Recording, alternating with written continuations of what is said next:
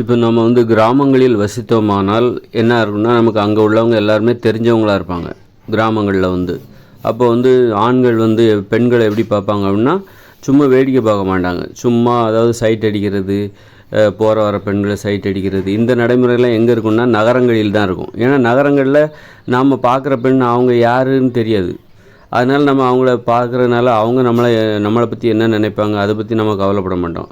ஏன்னா அவங்க வந்து அந்த பெண்கள் வந்து நமக்கு யாருன்னே தெரியாது.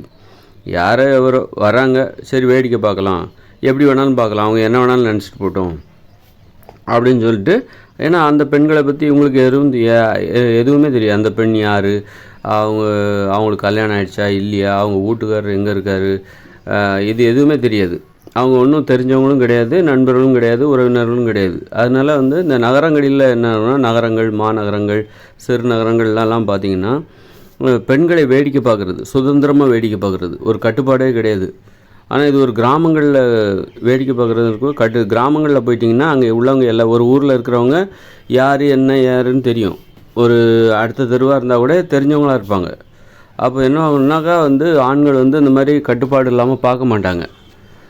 பெண்கள் கூட அதை விரும்ப மாட்டாங்க.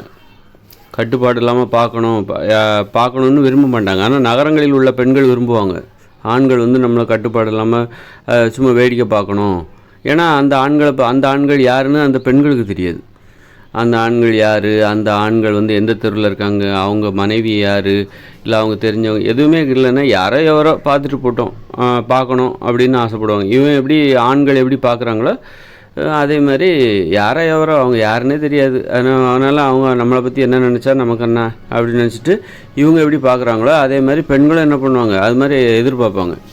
ஆக வந்து நகரங்களில் வாழ்கிற இந்த வாழ்க்கை முறை இருக்குல்ல, பார்வையிலே கட்டுப்பாடு இல்லாமல் போயிடும். ஆனால் கிராமங்களில் வாழும்போது அந்த காலத்துலலாம் கிராமங்களில் வந்து ஒரு தொடர்பு வந்து ஒரு ஊரில் உள்ள ஒவ்வொரு தெருவுலையும் இது இவங்க யார் என்னன்னு இன்றைக்கி வந்து தெரிஞ்சு வச்சுக்கிறாங்களா என்னன்னு தெரில. இன்றைக்கி வந்து எல்லோரும் டிவி அப்படி இப்படின்னு ஒரு கிராமத்திலே வந்து மனுஷங்க வந்து ஒருத்தருக்கு ஒருத்தர் தொடர்பு இல்லாமல் போய்விட்டது. ஆனால் அந்த காலத்தில் வந்து ஒரு கிராமம்னா அந்த ஊரில் யார் இருக்கா, யார் எவர், ஒரு 30 வருஷத்துக்கு முன்னாடின்னு வச்சுக்கோங்களேன். அந்த கிராமத்தில் யார் என்ன ஏது, இவங்க யார், அவங்க யார், அவங்க அப்பா அம்மா யார், அவங்க வீட்டில் என்ன பிரச்சனை எல்லாமே தெரியும். அதனால் வந்து பார்க்கும்போது சும்மா அந்த நகரங்களில் பெண்களை வேடிக்கை பார்க்குற மாதிரி ஆண்கள் வேடிக்கை பார்க்க முடியாது.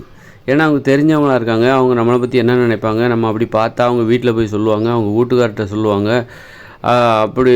அப்படின்னு சொல்லிட்டு அந்த ஆண்கள் பயப்படுவாங்க. ஒரு பார்வையில் ஒரு கட்டுப்பாடு இருக்கும். அது மாதிரி பெண்களும் அதை எதிர்பார்க்க மாட்டாங்க. அப்படி எதிர்பார்த்தாக்கா எங்கே வந்து நம்மளை பற்றி அந்த ஆண்கள் வேறு யார்கிட்டையா பேசுவாங்க. அதனால் நமக்கு வந்து நல்ல பேர் கெட்ட பேர் ஏதாவது ஏற்படும். அதனால் வந்து இந்த பார்வையில் கட்டுப்பாடு எங்கே இருக்கும் அப்படின்னா, நிலையாக ஒரு இடத்தில் வாழ்கிற ஒரு வாழ்க்கை முறையில், அதாவது கிராம வாழ்க்கை முறையில் இருக்கும். நாடோடித்தனமான இந்த நகர வாழ்க்கை முறை அவங்க யாருன்னே தெரியாது. பக்கத்து வீட்டுக்காரங்களோட நம்ம பேச மாட்டோம். நகரங்களில் கூட இப்போவும் பக்கத்து வீட்டுக்காரங்களோட நம்ம பேச மாட்டோம், யாருன்னே தெரியாது. அப்படிப்பட்டவங்களும் தான் இந்த மாதிரி வேடிக்கை பார்க்கறதுக்கு பார்வையில் ஒரு கட்டுப்பாடு கிடையாது. சும்மா அதுதான் சைட் அடிக்கிறது, தெருமுனையில் உட்காந்துட்டு போகிற வர பெண்களை வேடிக்கை பார்க்குறது. இது கிராமத்தில் முடியுமா? கிராமத்தில் வந்து அவங்க தெரிஞ்சவங்களாக இருப்பாங்க. ஒரு கிராம வாழ்க்கை அது இப்போ உள்ள கிராம வாழ்க்கை வந்து இப்போ யாருக்கும் தெரிஞ்சவங்களாக இருக்கிறது இல்லை பெரும்பாலும். எல்லாருமே அப்போது அந்த ஒரு 30 வருஷத்துக்கு முன்னாடி உள்ள ஒரு கிராம வாழ்க்கையில் ஒரு ஊரில் இருக்கிற ஆண்கள் பெண்கள் எல்லாருமே ஒருவருக்கு ஒருவர் தெரியும். அவங்க அப்பா யார், அவங்க அம்மா யார், அவங்க அண்ணன் இவனுக்கு தெரிஞ்சவங்களாக இருப்பாங்க. எந்த தெருவாக இருந்தாலும் சரி ஒரு கிராமத்தில் ஒருவருக்கு ஒருவர் தெரிந்தவர்களாக இருப்பார்கள். ஒரு உறவினர்களாக இருக்கலாம், தெரிந்தவர்களாக பழகியவர்களாக இருக்கலாம். அதனால் வந்து ஏதோ கட்டுப்பாடு இல்லாமல், பார்வையில் கட்டுப்பாடு இல்லாமல் போகிற வர பெண்களை சைட் அடிக்கிற அந்த வழக்கம் வந்து, அல்லது சைட் அடிக்கணும் அப்படின்னு எதிர்பார்க்குற பெண்கள், இது எல்லாமே இதுக்கு எங்கே வாய்ப்பு இல்லை அப்படின்னா ஒரு கிராம வாழ்க்கையில் வாய்ப்பே கிடையாது. கிராம வாழ்க்கையில் வந்து அது மாதிரி அப்போது 2040 தற்போதுள்ள இயந்திர அறிவியல் உலகம் செயலிழந்து விடும். அப்படி இருக்கும்போது இங்கே பள்ளிக்கூடங்கள் எதுவுமே, போக்குவரத்து வாகனங்கள் எதுவுமே கிடையாது, தொழிற்சாலை எல்லாமே மூடிடுவாங்க. இப்படிப்பட்ட வாழ்க்கை முறையில் இயற்கையோடு இணைந்த மனித வாழ்க்கை என்பது கிராமமாக ஊர் மக்கள் வாழத் தொடங்கி விடுவார்கள். நிலையாக ஒரு இடத்துல வசிப்பாங்க. அப்போ அந்த ஊராகத்தான், ஒரு ஊரில் 4800 பேர் இருப்பாங்க, 30 தெருக்கள் இருக்கும். ஒவ்வொரு தெருவுலையும் 10 கூட்டு குடும்பம் இருக்கும். ஆக ஒவ்வொரு ஊர்லேயும் ஒவ்வொரு தெருவுலேயும் சரி நம்ம தெரிஞ்சவங்களாக தான் இருப்பாங்க. எல்லாருமே ஒருவருக்கு ஒருவர் தெரிந்தவர்களாகவும் பழகியவர்களாகவும் உறவினர்களாகவும் நண்பர்களாகவும் இருப்பார்கள். அதனால் பார்வையிலே அங்கே கட்டுப்பாடு இருக்கும். இயற்கையோடு இணைந்த மனித வாழ்க்கையில் பார்வையிலே கட்டுப்பாடு இருக்கும். நீ கட்டுப்பாடு இல்லாமல் எந்த பெண்களையும் பார்க்க முடியாது. அவங்க ஒன்றும் வேடிக்கை பொருட்கள் கிடையாது. கட்டுப்பாடு இல்லாமல் ஆண்கள் தங்களை பார்க்க வேண்டும் என்று எந்த பெண்களும் விரும்ப முடியாது. ஏன்னா ஆண்களும் ஒன்றும் அந்த மாதிரி வேடிக்கை பார்ப்பவர்களாக அவர்கள் இருக்க மாட்டார்கள். அப்படிங்கும்போது பெண்களுக்கும் கட்டுப்பாடு, ஆண்களுக்கும் கட்டுப்பாடு. பெண்களுடைய எதிர்பார்ப்பிலும் ஒரு கட்டுப்பாடு வந்து விடுகிறது, ஆண்களுடைய எதிர்பார்ப்பிலும் ஆண்களுடைய பார்வையிலும் ஒரு கட்டுப்பாடு வந்து விடுகிறது. எங்கே இயற்கையோடு இணைந்த மனித வாழ்க்கையில் வந்து அந்த கட்டுப்பாடு என்பது வந்து விடுகிறது. ஆக ரொம்ப அற்புதமான ஒரு கட்டுப்பாடு நிறைந்த ஒரு ஒழுக்கம் நிறைந்த ஒரு வாழ்க்கை முறை தான் அப்போது ஒரு இயற்கையோடு இணைந்த மனித வாழ்க்கை. 2040க்கு பிறகு வரப்போகிற இயற்கையோடு இணைந்த மனித வாழ்க்கை என்பது ஒரு ஒழுக்கம் நிறைந்த கட்டுப்பாடு நிறைந்த ஒரு வாழ்க்கை என்பதில் எந்தவித சந்தேகமும் இல்லை.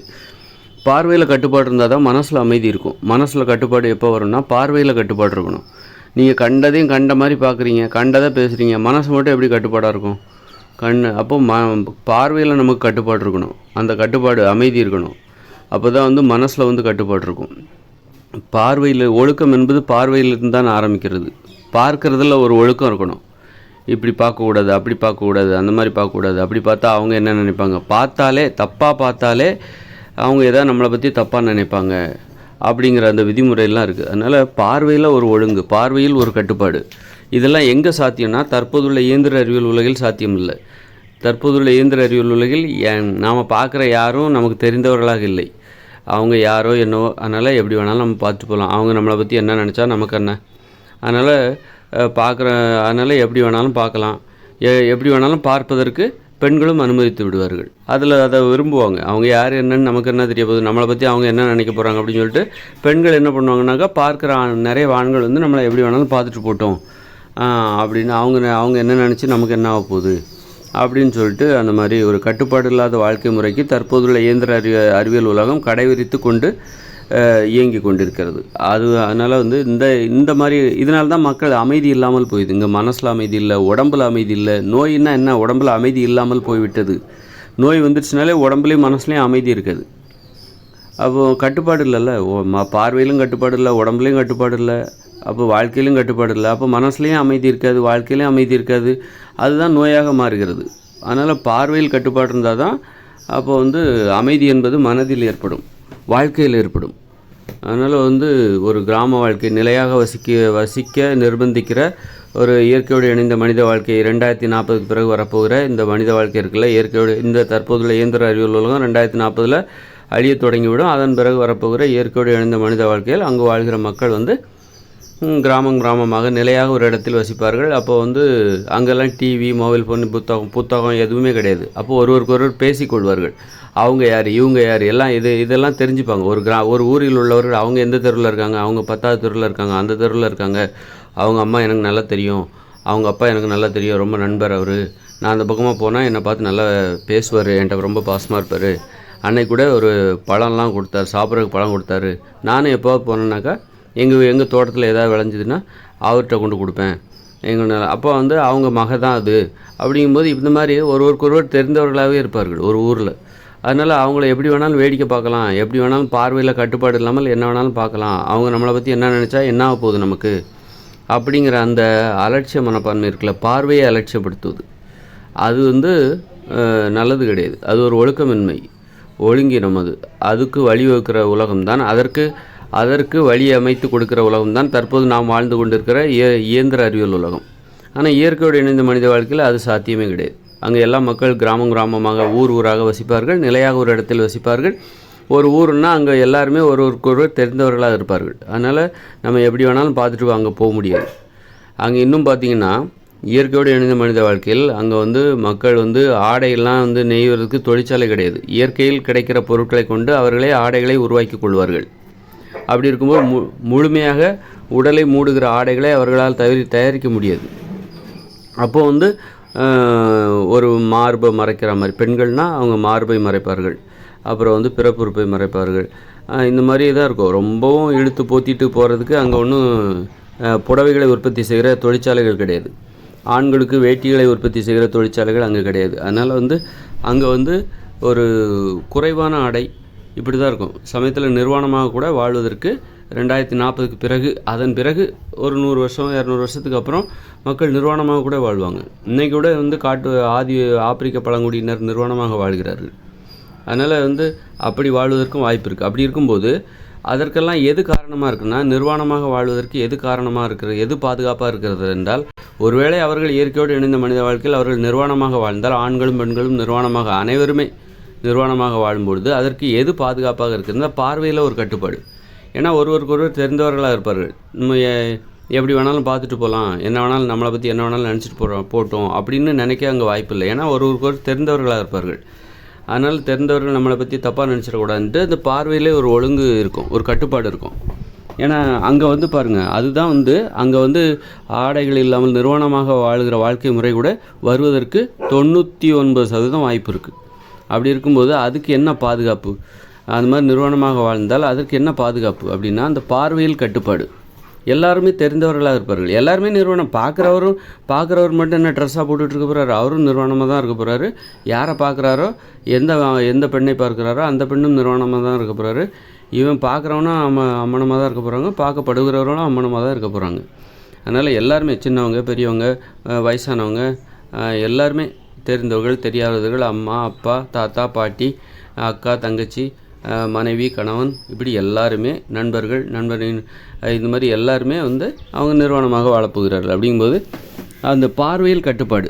சும்மா எப்படி வேணாலும் பார்த்துட்டு போக முடியாது. தெரிந்தவர்களாக, ஏன்னா எல்லாருமே தெரிந்தவர்களாக இருப்பார்கள். அப்படி இருக்கும்போது அவங்க நம்மளை பற்றி தப்பாக நினைப்பாங்க அப்படி இல்லாமல். அதனால் அதுக்கு பயந்துக்கிட்டு தெரியாமல் பார்க்குறதுக்கு வாய்ப்பு இருக்கலாம். அதாவது அவங்க அதாவது அலட்சியமாக பார்க்காம அவங்களுக்கு தெரியாமல் பார்ப்பதற்கு வாய்ப்பு இருக்கலாம், இல்லாமல் கூட இருக்கலாம். இந்த மாதிரி பார்வையில் கட்டுப்பாடு என்பது ஒரு கிராமத்தில் தான் வர முடியும். ஒரு நிலையான வாழ்க்கையில், ஒரு நாடோடித்தனமான நகர வாழ்க்கையில், இப்போதுள்ள இயந்திர அறிவியல் உலகில் பார்வையில் கட்டுப்பாடு என்பது ஏற்படுவதற்கு வாய்ப்பே கிடையாது. அது மனதில் அமைதி இல்லாமல் செய்துவிடும், வாழ்க்கையில் அமைதி இல்லாமல் செய்துவிடும், உடலில் நோய்களை வரவழைத்துவிடும். ஆனால் இயற்கையோடு இணைந்த மனித வாழ்க்கை என்பது பார்வையவே கட்டுப்படுத்துகிற உலகம். பார்வையில் கட்டுப்பாட்டை நிர்பந்தப்படுத்துகிற ஒரு வாழ்க்கை முறை தான் இயற்கையோடு இணைந்த மனித வாழ்க்கை. 2040க்கு பிறகு வரப்போகுது.